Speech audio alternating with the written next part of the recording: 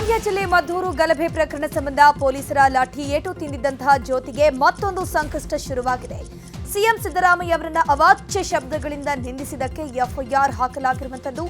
Maddur police BNS 299 ಅಡಿಯಲ್ಲಿ suo motu ಪ್ರಕರಣ ದಾಖಲಿಸಿದ್ದಾರೆ. ಮದ್ದೂರಿನಲ್ಲಿ ಗಣೇಶ ಮೂರ್ತಿ ವಿಸರ್ಜನೆ ವೇಳೆ ಕಲ್ಲು ತೂರಾಟಕ್ಕೆ ಸಂಬಂಧ ಬೆಂಗಳೂರು ದಕ್ಷಿಣ ಜಿಲ್ಲೆ ರಾಮನಗರದಲ್ಲಿ ಪ್ರತಿಭಟನೆ ಮಾಡಲಾಯಿತು. ಘಟನೆಯನ್ನು ಖಂಡಿಸಿ ವಿಎಚ್ಪಿ ಹಾಗೂ ಬಜರಂಗ ದಳ ಕಾರ್ಯಕರ್ತರು ಪ್ರತಿಭಟನೆಯನ್ನ ನಡೆಸಿದರು. ರಾಮನಗರ ಜಿಲ್ಲಾಧಿಕಾರಿ ಕಚೇರಿ ಸಮೀಪ ಪ್ರತಿಭಟನೆ ನಡೆಸಿ ಸಿಎಂ ಸಿದ್ದರಾಮಯ್ಯ ಗೃಹ ಮಂತ್ರಿ ವಿರುದ್ಧ ಘೋಷಣೆ ಕೂಗಿ ಆಕ್ರೋಶ ಹೊರಹಾಕಿದರು. ರಾಮನಗರದಲ್ಲೂ ಆಗಬಾರ್ದು ಅಂತ ಹೇಳಿ ನಾವೆಲ್ಲ ಪರಿವಾರ ಸಂಘಟನೆ ಕಾರ್ಯಕರ್ತರು ವಿಶ್ವ ಹಿಂದೂ ಪರಿಷತ್ ನೇತೃತ್ವದಲ್ಲಿ ಇಲ್ಲಿ ಹೋರಾಟಕ್ಕೆ ಪ್ರತಿಭಟನೆಗೆ ಬಂದಿದ್ದೇವೆ. ಗಣೇಶ ಉತ್ಸವದ ಮೇಲೆ ಕಲ್ಲು ತೂರುವ ಜಿಹಾದಿಗಳನ್ನ ಮಟ್ಟ ಹಾಕಬೇಕು.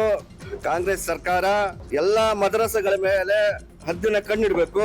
ಮುಂದೊಂದು ದಿನ ಅವ್ರೇನಾದ್ರೂ ರಾಮನಗರದಲ್ಲಿ ಹಿಂದೂ ಮುಸ್ಲಿಂ ಗಲಾಟೆ ಏನಾದ್ರೂ ಅಂಟುವ ಪರಿಸ್ಥಿತಿ ಇತ್ತಂದ್ರೆ ಅದಕ್ಕೆ ನೇರ ಇಲಾಖೆನೇ ಕಾರಣ ಆಗುತ್ತೆ ಅಂತ ಹೇಳ್ತೀನಿ. ಮದ್ದೂರಿನ ಗಣೇಶ ವಿಸರ್ಜನೆ ವೇಳೆ ಕಲ್ಲು ತೂರಾಟ ಖಂಡಿಸಿ ದೊಡ್ಡಬಳ್ಳಾಪುರದಲ್ಲಿ ಇವತ್ತು ಪ್ರತಿಭಟನೆ ಮಾಡಲಾಗಿದೆ. ವಿಶ್ವ ಹಿಂದೂ ಪರಿಷತ್ ಬಜರಂಗ ದಳ ಕಾರ್ಯಕರ್ತರು ಪ್ರತಿಭಟನೆಯನ್ನ ಮಾಡಿದ್ದಾರೆ. ರಾಜ್ಯಾದ್ಯಂತ ಗಣೇಶ ವಿಸರ್ಜನೆಗೆ ಸರ್ಕಾರ ತಡೆ ಒಡ್ತಾ ಇದೆ ಅಂತ ಸರ್ಕಾರದ ವಿರುದ್ಧ ತೀವ್ರ ಆಕ್ರೋಶವನ್ನ ಹೊರಹಾಕಿದ್ದಾರೆ.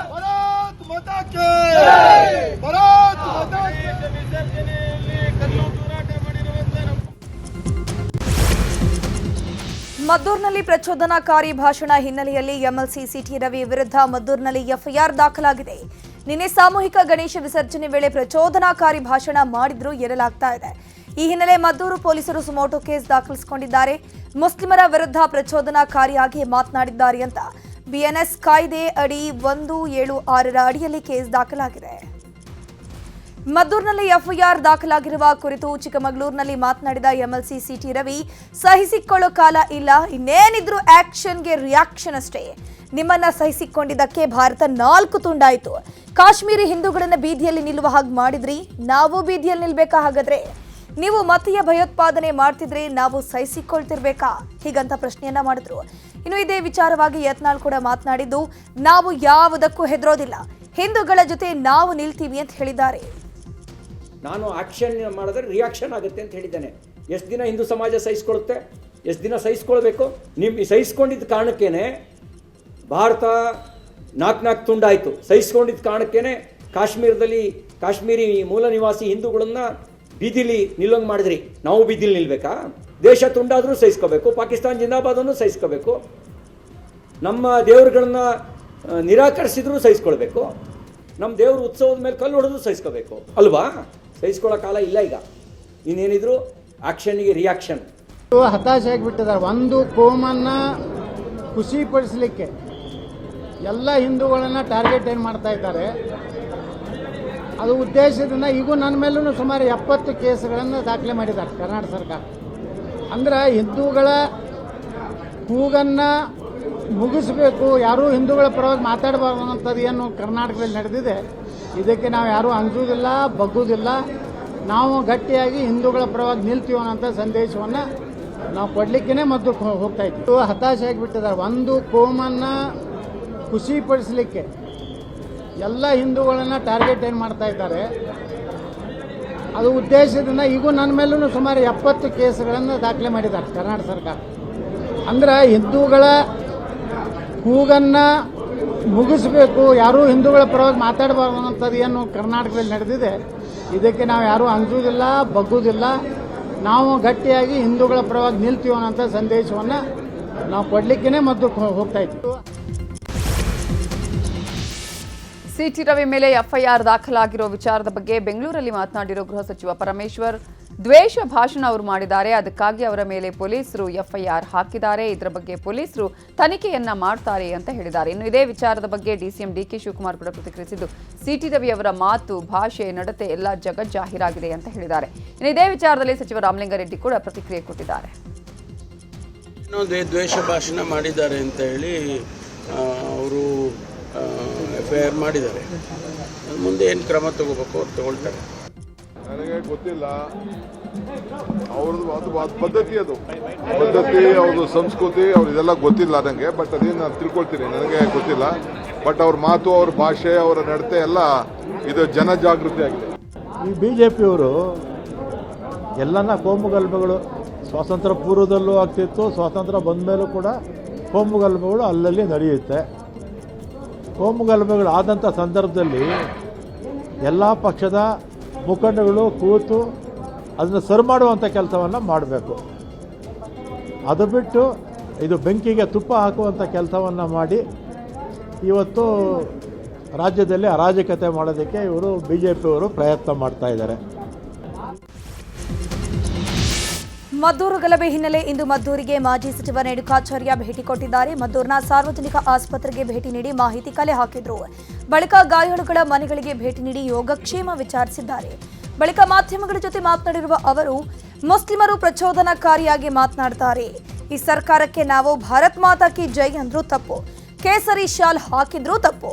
ಇವರಿಗೆ ತಲೆ ಮೇಲೆ ಟೋಪಿ ಹಾಕಿ ಶಾಲು ಹಾಕಿದ್ರೆ ಮಾತ್ರ ಖುಷಿಯಾಗತ್ತೆ. ಹೀಗಾಗಿ ಹಿಂದೂಗಳು ಒಂದಾಗದಿದ್ರೆ ಈ ರೀತಿಯ ಘಟನೆಗಳು ತಪ್ಪಿದ್ದಲ್ಲ ಅಂತ ಕಿಡಿಕಾರಿದ್ರು. ಇನ್ನು ಮದ್ದೂರು ಗಲಭೆ ವಿಚಾರವಾಗಿ ಕೊಪ್ಪಳದಲ್ಲಿ ಮಾತನಾಡಿರುವಂತಹ ಸಂಸದ ಗೋವಿಂದ ಕಾರಜೋಳ, ಮದ್ದೂರು ಗಲಾಟೆ ಸರ್ಕಾರದ ಪ್ರಾಯೋಜಿತ ಗಲಾಟೆ. ಸಿದ್ದರಾಮಯ್ಯ ಸೋನಿಯಾ ಗಾಂಧಿ ಅವರನ್ನ ಖುಷಿ ಪಡಿಸೋಕೆ ಹಬ್ಬಗಳಂದು ಗುಲ್ಲೆಬ್ಬಿಸಿ ಧ್ವಜ ಹಿಡಿದವರನ್ನ ಬಂಧಿಸ್ತಾರೆ. ಶಿವಮೊಗ್ಗದಲ್ಲಿ ಪಾಕ್ ಧ್ವಜ ಹಿಡಿದವರ ಮೇಲೆ ಕ್ರಮ ಆಗಲಿಲ್ಲ. ಇವರು ಅಯೋಗ್ಯರು, ಇವರಿಗೆ ಆಡಳಿತ ಮಾಡೋಕ್ ಬರೋದಿಲ್ಲ ಅಂತ ಕಿಡಿಕಾರಿದ್ರು. ಮದ್ದೂರು ಗಲಾಟೆ ಸರ್ಕಾರ ಪ್ರಾಯೋಜಿತ ಒಂದು ನಾಟಕ. ಸರ್ಕಾರನೇ ಕೂತು ಗಲಾಟೆಗಳನ್ನ ಮಾಡಿಸ್ತಕ್ಕಂಥ ಕೆಲಸ ಮಾಡ್ತಾರೆ. ಕಾಂಗ್ರೆಸ್ಸಿನ ಸಿದ್ದರಾಮಯ್ಯನವ್ರ ಸರ್ಕಾರ ಇವತ್ತು ಸೋನಿಯಾ ಗಾಂಧಿ ಅವ್ರನ್ನ ಖುಷಿ ಪಡಿಸೋದಕ್ಕಾಗಿ ಇಂಥ ಗಲಾಟೆಗಳನ್ನು ಸೃಷ್ಟಿ ಮಾಡ್ತಕ್ಕಂಥ ವಾತಾವರಣ ನಿರ್ಮಾಣ ಮಾಡ್ತಾರೆ. ಯಾವುದೇ ಒಂದು ಹಿಂದೂಗಳ ಹಬ್ಬ ಬಂತು ಅಂದ್ರೆ ಧಾರ್ಮಿಕ ಗಲಾಟೆ ಆಗ್ತದ, ಕೋಮು ಗಲಭೆ ಆಗ್ತದಂತ ಇವರೇ ಗುಲ್ಲೆಬ್ಬಿಸ್ಬಿಡೋದು, ಇವರೇ ಪೊಲೀಸರನ್ನ ಬಿಟ್ಟು ಗಲಾಟೆ ಮಾಡಿಸೋದು. ಒಬ್ಬ ಯಾವನಾದರೂ ಜೆಂಡಾ ಹಿಡ್ಕೊಂಡು ಹೊಂಟಿದ್ರೆ ಆ ಜೆಂಡಾ ಕಸ್ಕೊಂಡು ಗಲಾಟೆ ಎಬ್ಸೋದು. ಈಗ ಹಿಂದೂ ಸಂಘಟನೆಗಳಿದ್ದಾವೆ, ಅವ್ರಿಗೆ ಮಂಡ್ಯ ಜಿಲ್ಲೆ ಮದ್ದೂರು ಗಣೇಶ್ ಗಲಾಟೆ ಪ್ರಕರಣ ಸಂಬಂಧ ಉಸ್ತುವಾರಿ ಸಚಿವ ಚಲುವರಾಯಸ್ವಾಮಿ ವಿರುದ್ಧ ಮಾಜಿ ಸಂಸದ ಪ್ರತಾಪ್ ಸಿಂಹ ಗುಡುಗಿದ್ದಾರೆ. ಮೈಸೂರಲ್ಲಿ ಮಾತಾಡಿದ ಅವರು, ಕೆರಗೋಡಿನಲ್ಲಿ ತ್ರಿವರ್ಣ ಧ್ವಜ ಕೆಳಗೆ ಇಳಿಸುವ ಕೆಲಸ ಆಯಿತು, ನಾಗಮಂಗಲದಲ್ಲಿ ಗಣೇಶನ ಮೇಲೆ ಕಲ್ಲು ತೂರಾಟ ಆಯಿತು, ಈಗ ಮದ್ದೂರಿನಲ್ಲಿ ಮಸೀದಿಯಿಂದ ಕಲ್ಲು ಬಿಸಕುವ ಕೆಲಸ ಆಗಿದೆ. ಚಲುವರಾಯಸ್ವಾಮಿ ಉಸ್ತುವಾರಿ ಮಂತ್ರಿ ಆಗುವ ಮೊದಲ ಅಲ್ಲಿ JDS ಶಾಸಕರಿದ್ರು. ಈಗ ಆವಾಗ ಅಂತಹ ಒಂದು ಘಟನೆಗಳು ಆಗಿರಲಿಲ್ಲ. ಆದರೆ ಚಲುವರಾಯಸ್ವಾಮಿ ಉಸ್ತುವಾರಿ ಮಂತ್ರಿ ಆದಮೇಲೆ ಈ ರೀತಿಯ ಘಟನೆ ಆಗ್ತಾ ಇದೆ. ಮಂಡ್ಯ JDSನ ಭದ್ರ ನೆಲ ಅಂತ ಗೊತ್ತು, ಅದಕ್ಕೆ ಮುಸ್ಲಿಮರನ್ನ ಎತ್ತಿ ಕಟ್ಟುವ ಕುತಂತ್ರ ಇದು ಅಂತ ಕಿಡಿಕಾರಿದ್ರು. ಈ ಚಲುವರಾಯಸ್ವಾಮಿ ಅವರು ಮಂಡ್ಯ ಜಿಲ್ಲಾ ಉಸ್ತುವಾರಿ ಸಚಿವರಾದ ನಂತರ ಕೆರಗೋಡಿನಲ್ಲಿ ತ್ರಿವರ್ಣ ಧ್ವಜವನ್ನು ಕೆಳಗಿಳಿಸೋ ಕೆಲಸ ಆಯಿತು. ಇದೇ ಚಲುವರಾಯಸ್ವಾಮಿಯವರು ಪ್ರತಿನಿಧಿಸುವಂಥ ನಾಗಮಂಗಲದಲ್ಲಿ ಗಣೇಶೋತ್ಸವದ ಮೇಲೆ ಕಲ್ಲು ತೂರಾಟ ನಡೀತು, DJನ ನಿಲ್ಲಿಸಿದ್ರು, ಗಣೇಶನ್ನೇ ಪೊಲೀಸ್ ಜೀಪಲ್ಲಿ ತೆಗೆದುಕೊಂಡು ಹೋಗೋಂಥ ಪರಿಸ್ಥಿತಿ ನಿರ್ಮಾಣ ಆಯಿತು. ನಮ್ಮ ಹಿಂದೂ ಮಾರ್ವಾಡಿಯ ಅಂಗಡಿಗೆ ಬೆಂಕಿಯನ್ನು ಹಾಕಿದರು. ಈಗ ಮದ್ದೂರಿನಲ್ಲಿ ಮಸೀದಿ ಮೇಲಿಂದ ಕಲ್ಲು ಬಿಸಾಡಿದ್ದಾರೆ. ಈ ಚಲುವರಾಯಸ್ವಾಮಿಯವರು ಉಸ್ತುವಾರಿ ಸಚಿವರಾಗೋಕ್ಕಿಂತ ಮೊದಲು ಅಲ್ಲಿ JDSನ ಎಲ್ಲ ಶಾಸಕರಿದ್ದರು. ಯಾವುದಾದ್ರು ಒಂದು ಘಟನೆ ಸಂಭವಿಸಿತ್ತ? ಈ ಚಲುವರಾಯಸ್ವಾಮಿ ಬಂದೇ ಇವತ್ತು ಈ ಪರಿಸ್ಥಿತಿಯನ್ನು ಸೃಷ್ಟಿ ಮಾಡ್ತಿರೋದು. ಅದು JDSನ ಭದ್ರನೆಲೆ ಅಂತ ಅವ್ರಿಗೆ ಚೆನ್ನಾಗಿ ಗೊತ್ತು. ಅದನ್ನು ಅಲ್ಲಿ ಮುಸಲ್ಮಾನರನ್ನು ಎತ್ತಿ ಕಟ್ಟಿ ಅವರು ತಮ್ಮ ಸಾಮ್ರಾಜ್ಯವನ್ನು ಸ್ಥಾಪನೆ ಮಾಡಲಿಕ್ಕೆ ಮಾಡ್ತಾ ಇರುವಂಥ ಕುತಂತ್ರ ಇದು ಚಲುವರಾಯಸ್ವಾಮಿಯವರೇ ಮಾಡಿಸ್ತಾ ಇರೋಂಥದ್ದು. ಮದ್ದೂರು ಗಣೇಶ ಮೆರವಣಿಗೆ ವೇಳೆ ಕಲ್ಲು ಎಸೆತ ಪ್ರಕರಣ ಸಂಬಂಧ ಮದ್ದೂರಿಗೆ ಬಿಜೆಪಿಯ ಲೀಗಲ್ ಟೀಮ್ ಭೇಟಿ ನೀಡಿದೆ. ವಕೀಲರ ಸಂಘದ ಕಚೇರಿಗೆ ಭೇಟಿ ನೀಡಿ ವಕೀಲರೊಂದಿಗೆ ಸಭೆ ಮಾಡಿ ಚರ್ಚೆಯನ್ನು ಮಾಡಿದ್ರು. ಕಲ್ಲು ಎಸೆದ ಕಿಡಿಗೇಡಿಗಳ ಪರ ವಕಾಲತ್ತು ಹಾಕದಿರೋಕೆ ನಿರ್ಧಾರ ಮಾಡಿರುವುದಕ್ಕೆ ಅಭಿನಂದನೆ ಸಲ್ಲಿಕೆ ಮಾಡಲಾಯಿತು.